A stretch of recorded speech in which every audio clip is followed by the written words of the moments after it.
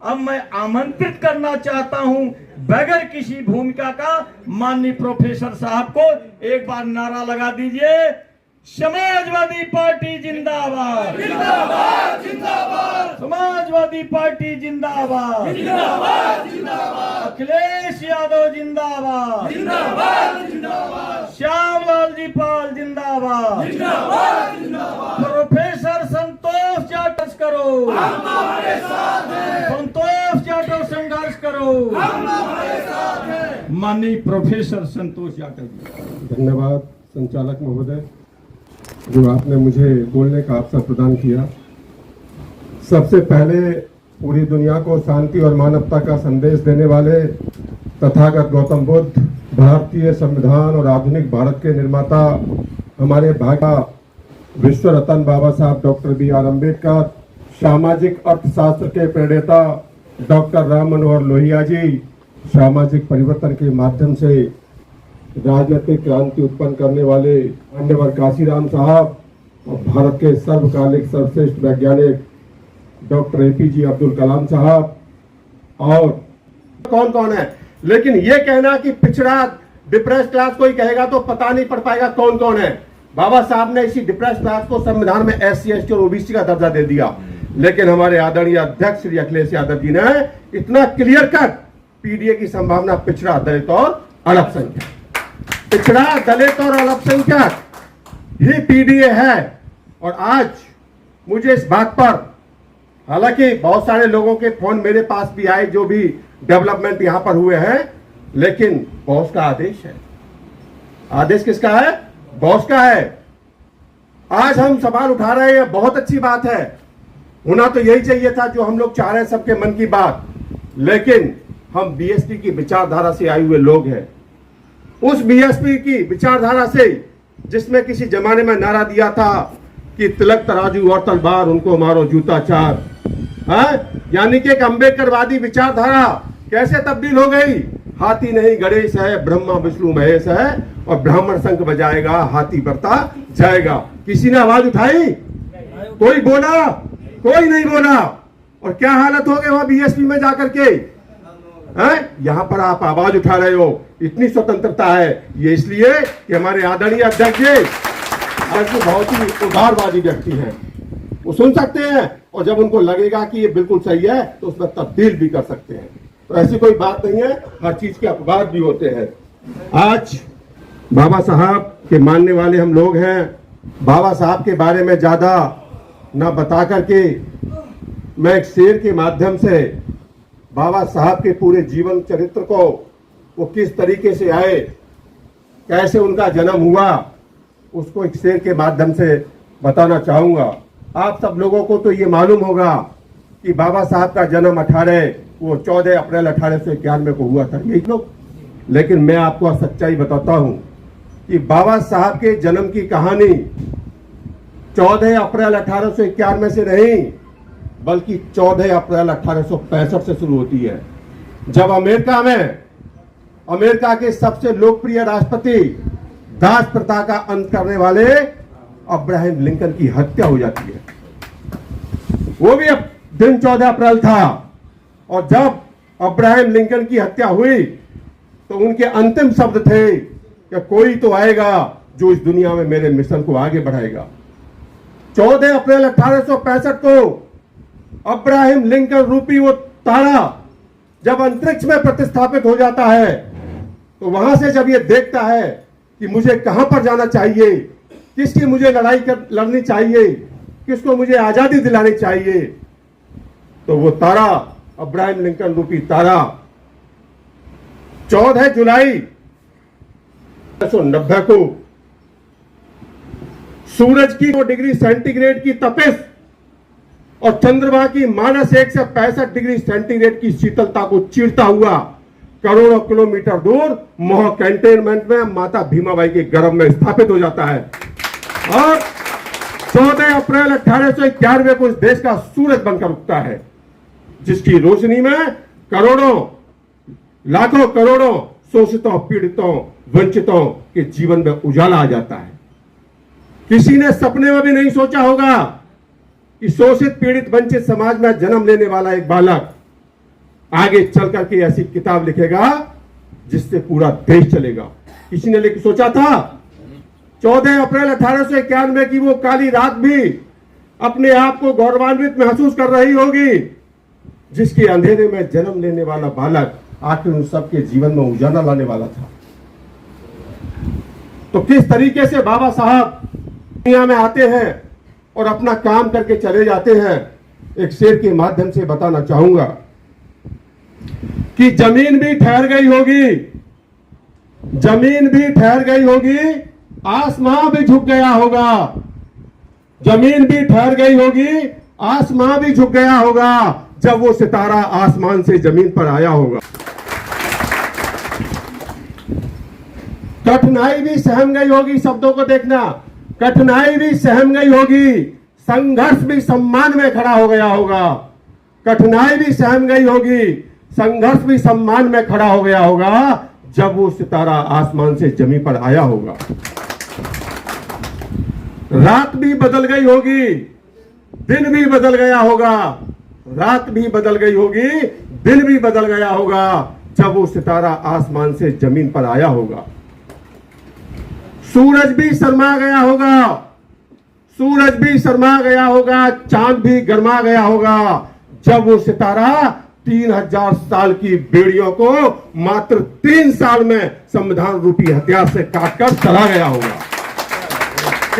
बाबा साहब के बारे में ज्यादा नहीं बताऊंगा, लेकिन आज जो हमारे देश में जब से ये सरकार सत्ता में आई है, बहुत सारे लोगों को ये पता नहीं होगा कि कर क्या रही है।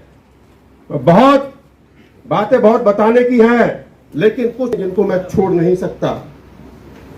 26 जनवरी 1950 को हमारा संविधान लागू हुआ और संविधान निर्माता जब संविधान बना रहे थे तो उसमें हर वर्ग के लोग थे, तो उसमें हर जगह पर अंतर्विरोध आए, लेकिन उस वक्त संविधान बाबा साहब डॉक्टर अंबेडकर संविधान के निर्माता के रूप में जाने जाते हैं, लेकिन उस संविधान सभा में बहुत सारे लोग थे, लेकिन उन सबके अंतर्विरोध आए और वो संविधान में समा गए। जैसे ही 26 जनवरी 1950 को देश का संविधान लागू हुआ, वो अंतर्विरोध खुल करके सामने आने लगे। हमारे भारत के संविधान में बाप ने उस वक्त हमारे लिए मूल अधिकार दिए और राज्य को जिम्मेदारी दी डीपीएसपी के रूप में कि आपको ये जिम्मेदारी निभानी है, भाग 4 में जो दे रखी है। जो बात मैं समझाने वाला हूं उसे समझिएगा कि हम कहां से चले थे और कहां पर जा रहे हैं। तो उस वक्त नेहरू जी प्राइम मिनिस्टर थे। मूल अधिकार होते हैं, कोर्ट से परिवर्तनीय होते हैं, लेकिन जो डीपीएसपी हैं, हमारे नीति निर्देशक तत्व हैं, वो कोर्ट से परिवर्तनीय नहीं होते। एक केस आया किसका? चंपकम दोराइजन का। जो वकील लोग हैं वो जानते होंगे। चंपकम दोराइजन का मामला ये था कि हमें जो उस वक्त संपत्ति का अधिकार, मूल अधिकार था, लेकिन नेहरू जी चाहते थे कि भाई बड़े लोगों से संपत्ति लेकर के छोटे लोगों में बांट दी जाए, लेकिन ये तब ऐसा करते तो मूल अधिकारों का हनन होता, लेकिन ऐसा नहीं करते तो गरीब लोगों को संपत्ति नहीं बांटी जा सकती थी। इस द्वंद्व में जो मामला था कोर्ट में पहुंच गया, सुप्रीम कोर्ट में। सुप्रीम कोर्ट ने कहा कि चूंकि संविधान में लिखा हुआ है कि मूल अधिकारों का हनन नहीं हो सकता, इसीलिए जो कानून था उसको रद्द कर दिया, जो मैटर था उसको रद्द कर दिया, जो राज्य सरकार ने बनाया था। नेहरू जी ने क्या किया? उस वक्त 8 अनुसूची थी हमारे संविधान में, उन्होंने 9वीं अनुसूची बना करके सारे लैंड रिफॉर्म्स को उसमें डाल दिया और कह दिया कि कोर्ट इसमें कुछ भी कर नहीं सकता है। इस तरीके से डेवलपमेंट हुआ। इसके बाद में शंकरी प्रसाद मैटर आया, सज्जन सिंह का आया, केशवानंद भारती का आया, और ऐसे ऐसे आते हुए ये बात आ गई, संसद संविधान में संशोधन कर सकती है लेकिन उसके मूल ढांचे को टच नहीं कर सकती है। इसमें हम ज्यादा नहीं जा रहे हैं, लेकिन बता इसलिए रहे हैं कि इस दौरान जब ये सरकारें राजाओं की संपत्ति को छीन रही थी, प्रिवी पर्स को छीन रही थी, बैंकों का नेशनलाइजेशन कर रही थी, तो ये लोग कोर्ट में पहुंच गए और उस समय की सरकारों ने कोर्ट के आदेश को निरस्त करते हुए संविधान संशोधन करके बैंकों का राष्ट्रीयकरण कर दिया। 20 बैंकों का राष्ट्रीयकरण किया तो क्या हुआ? हमारी नौकरियां बढ़ी या कम हुई? मैं इसलिए बता रहा हूं कि उस समय सब प्राइवेट सेक्टर में था, 5 सेक्टर सिर्फ सरकारी क्षेत्र में थे। तो जब प्राइवेट सेक्टर की कंपनी जो बैंक हैं उनका नेशनलाइजेशन हो रहा है तो हमारे रिजर्वेशन में बढ़ोतरी हो रही है, कम हो रहा है, बढ़ोतरी हो रही है, बढ़ोतरी हो रही है ना। सबसे पहले 1949 में एयर इंडिया का नेशनलाइजेशन हुआ है, उसके बाद में स्टेट बैंक का हुआ, कोल का हुआ, कोयले का हो गया, ओएनजीसी का हो गया, तमाम नेशनलाइजेशन कर दिया। और वो जो आरक्षण हमको 15% दिया गया था वो आरक्षण बढ़ करके हमारा यदि इस नेशनलाइजेशन को जोड़ दें तो 10-5 गुना हो गया था। यानी कि उस वक्त की सरकारों ने निजीकरण से लेकर के राष्ट्रीयकरण की तरफ ले जा रही थी। और आपको जान करके आश्चर्य होगा कि देश के इस इतिहास में जितनी भी सरकारें बनी हैं उसमें इस सरकार को छोड़ दिया जाए, सभी सरकारों ने 1 से 66 कंपनियों का राष्ट्रीयकरण किया या नई कंपनी उत्पन्न की और किसी का भी प्राइवेटाइजेशन नहीं किया। लेकिन इस मोदी सरकार ने अपने 10 साल के कार्यकाल में एक भी पीएसयू नहीं लगाया, लेकिन 23 सरकारी कंपनियों का प्राइवेटाइजेशन कर दिया। तो हमारा आरक्षण घट रहा है कि नहीं घट रहा? घट रहा है ना। तो ये इनडायरेक्टली ऐसे काम कर रहे हैं जिससे कि हमारा आरक्षण बिना संविधान में कोई संशोधन किए हुए पूरी तरीके से खत्म हो जाए। अभी एक रिपोर्ट आई है इनइक्वालिटी लैब की जिसमें यह कहा गया है कि जब से हमारा देश आजाद हुआ तब से 1% लोगों के पास, उस समय 13% संपत्ति थी 1947 में, 1980 में 1% लोगों के पास 6% संपत्ति थी, लेकिन आज की तारीख में 1% लोगों के पास 40% संपत्ति हो गई है। तो हमारी संपत्ति किधर जा रही है? इनकी तरफ ट्रांसफर हो रही है। और जो अभी रिपोर्ट आई है उसमें 2014 में, मैं तो ओबीसी समाज के लोगों को कहना चाहूंगा, 2014 में ओबीसी के पास, ओबीसी का इस देश की 20% संपत्ति पर कब्जा था, लेकिन 2023 में जो रिपोर्ट आई है वो घट करके मात्र 9% हो गया है और हम घर पर बैठे हुए। किधर जा रहा है ये? एससी का उतना है तो किधर चला गया? आप सब लोग जानते हैं जिधर जा रहा है उधर हम लोगों को ये काम करना पड़ेगा कि भाई खाली भाषणबाजी से काम नहीं चलेगा। जब तक आप तथ्यों को नहीं जानोगे आपके अंदर आग नहीं लगेगी। मेरे को तो पता है, इसलिए बहुत जबरदस्त आग लग गई और मैं संविधान को बचाने के लिए चला गया। ऐसी बातों का जिक्र करूंगा तो बहुत सारा समय बीत जाएगा, लेकिन मैं आपको ये बताना चाह रहा हूं एंड में कि देखिए 2024 के लोकसभा चुनाव के बाद हम संविधान को एक सुरक्षित सीमा में ले आए हैं और ये संवैधानिक परिवर्तन करके संविधान को खत्म नहीं कर सकती है, क्योंकि उसके लिए 2/3 बहुमत और आधे राज्यों का समर्थन भी चाहिए। ये शक्ति भाजपा के पास नहीं रह गई है। लेकिन ये तय है, हमारे वर्मा जी ने कहा था कि जब तक भाजपा सरकार सत्ता में है संविधान पर खतरा बरकरार है। और इसने क्या क्या कर दिया है भारत, इस सरकार ने क्या क्या कर दिया मैं आपको बताना चाह रहा हूं। देखिएगा, ये हमारे पूरे संविधान में जितने भी पन्ने का पन्ना है, क्या है ये? आरक्षण। इस आरक्षण के पन्ने को किस तरीके से तहस नहस कर दिया है, इस बात को मैं आपको समझाना चाह रहा हूं। और जब आप लोगों के बीच में जाएंगे तो जब तक आपको ये पता नहीं है कि भाजपा का हमें जवाब क्या देना है, तब तक आप उनसे लड़ाई नहीं लड़ पाओगे, क्योंकि भाजपा ने भी अपनी एक ऐसी टीम तैयार कर दी है जो गांव-गांव में ये जाकर के समझा रही है कि हमने जो संविधान का मुद्दा उठाया था वो इन्होंने भ्रम फैलाया था। लेकिन अगर हम शांत बैठे रहे तो वो जीत जाएंगे फिर जी। हैं? ये देखिए, ये संविधान का पन्ना है आरक्षण का, इसको किस तरीके से तहस नहस किया है। 20 तरीके के हथियार इस पर इस सरकार ने चलाए हैं जिससे इस पन्ने को पूरा छल्ली कर दिया गया है। और ये भारत के संविधान का आरक्षण का पन्ना कह रहा है कि मैं भारत का संविधान हूं, मैं भारत का संविधान हूं, लाल किले से बोल रहा हूं, मेरा अंतर मन घायल है, दिल की गांठें खोल रहा हूं। ये भारत का संविधान कह रहा है। कौन से उसका अंतर मन घायल है और कौन से दिल की गांठें खोल रहे हैं? इसमें 20 छेद हैं। पहला जो आरक्षण को खत्म करने का पॉइंट क्या है? निजीकरण। दूसरा, जो पीएसयू जो हमारे सरकारी उपक्रम है उनका बंदीकरण, उनको बंद किया जा रहा है। तीसरा, जो आउटसोर्सिंग है हमारी, आउटसोर्स जानते हैं, outsource, ad hoc, EWS, lateral entry और महंगी शिक्षा, घोटाला, पेपर लीक, न्यायालयीकरण, नो न्यू पीएसयू, जनता की अज्ञानता, हमारे की चुप्पी, फर्जी का इस तरीके से करके इसमें 20 छेद कर दिए हैं। इस सरकार ने आरक्षण को खत्म करने के लिए 20 तीर लगा दिए हैं और हम लोग यहाँ पर बैठ करके देख रहे हैं और कहते हैं कि नहीं, संविधान को कोई नहीं बदल सकता। संविधान बदला जा चुका है और उनको दिक्कत यही है कि जिस वजह से हम लोग आगे बढ़े उस वजह को ही वो खत्म करना चाहते हैं और उन्होंने ये सोच लिया है कि ना रहेगा बांस और ना बजेगी बांसुरी। तो हमको इस पर गंभीरता से विचार करना है और 2024 का जो ये उपचुनाव होगा इसमें हमारी परीक्षा होगी। यदि इस 10 सीटों में से, हम ये तो नहीं कह रहे कि 10 की 10 जीत सकते हैं, लेकिन जो हमारी सीटें थी यदि उनसे भी हमने ज्यादा जीत करके माननीय अखिलेश यादव जी की झोली में डाल दी तो हम समझेंगे हमने अपना काम पूरा कर दिया। इन्होंने एक, आज मैं भाषण नहीं दे रहा हूं, चीजों को समझा रहा हूं, एक विकसित भारत का और ये इन्होंने सुगुपा छोड़ दिया है।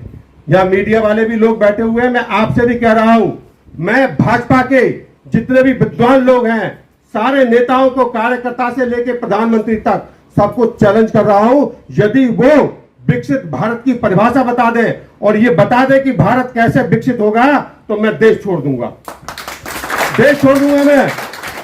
ये सरकार 2047 तो क्या 3047 तक भी इस देश को विकसित नहीं बना सकती, क्योंकि विकसित राष्ट्रों की जो परिभाषा है ना, उसके तो हम इर्द गिर्द कहीं भी नहीं ठहरते हैं, कहीं नहीं ठहरते हैं। 2-4 में आपको वो बताता हूं ताकि आप किसी के सामने जाएं तो उनको कहिएगा जरूर कि कैसे बनाओगे विकसित राष्ट्र। विकसित राष्ट्र की परिभाषा है, विकसित राष्ट्र कैसे बनाओगे आप। हमारे यहां पर हर देश में 3 क्षेत्र होते हैं, एक एग्रीकल्चर का और एक इंडस्ट्री का और तीसरा सर्विस का।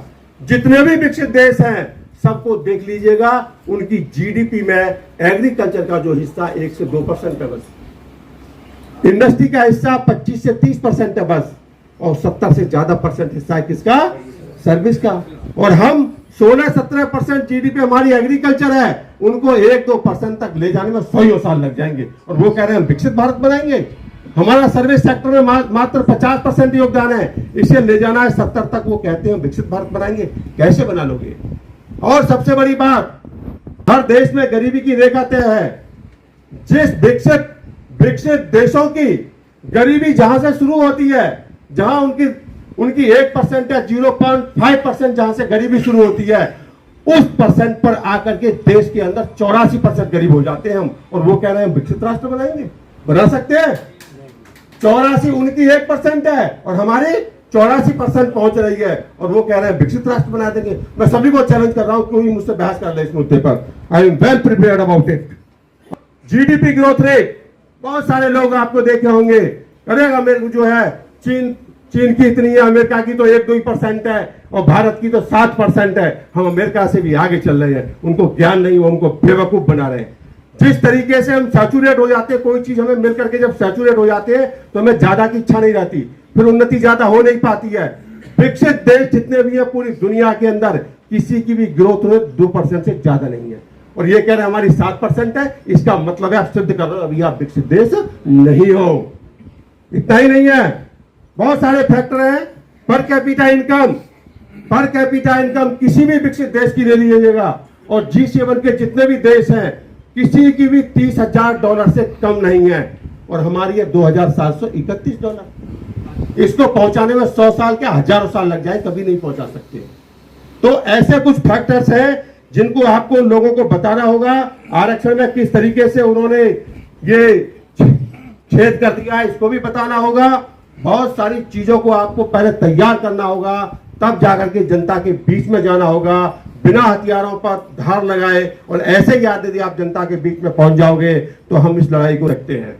तो पहले चीजों को पढ़िए, भाजपा हमारे सामने है, ऐसे हमें सीखने को भी बहुत कुछ मिल रहा है।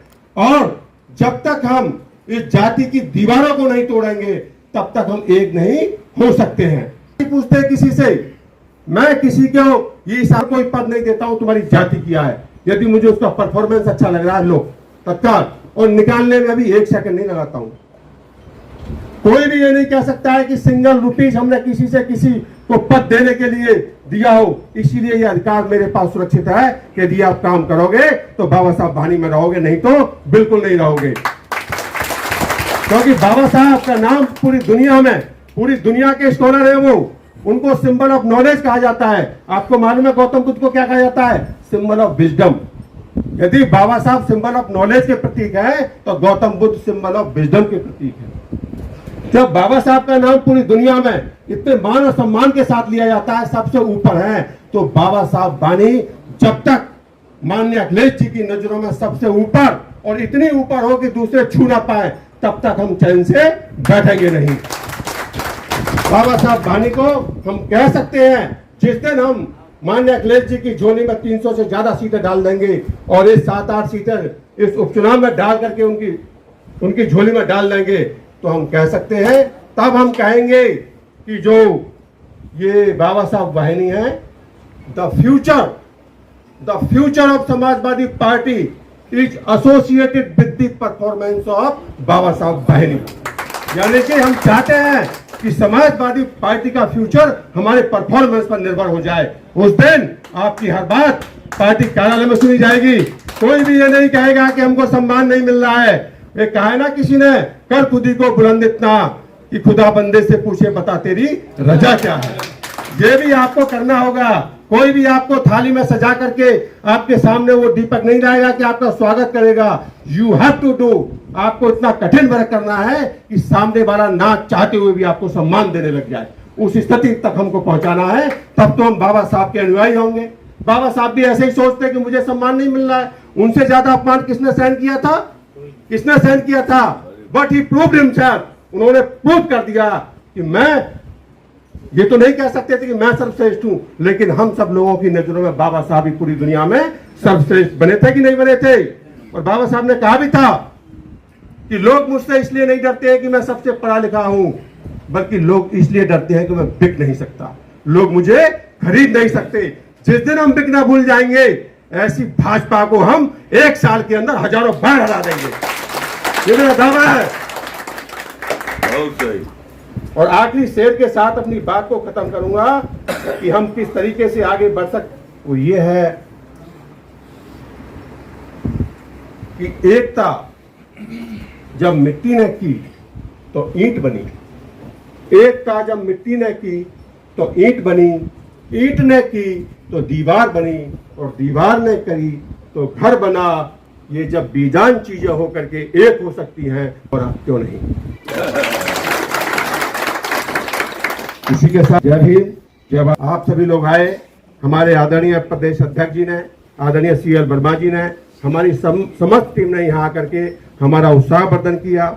हम आप सभी लोगों का दिल की गहराइयों से आभार व्यक्त करते हैं और उम्मीद करते हैं कि इस तरह की मीटिंगें हमारी न केवल लखनऊ में, बल्कि अब हम सोच रहे हैं कि क्षेत्रवार मीटिंगें लगाएंगे, ताकि किसी को भी 100 किलोमीटर या 200 किलोमीटर दूर आना न पड़े, वो उसी दिन आ जाए। क्योंकि लोगों को आने में दिक्कत होती है।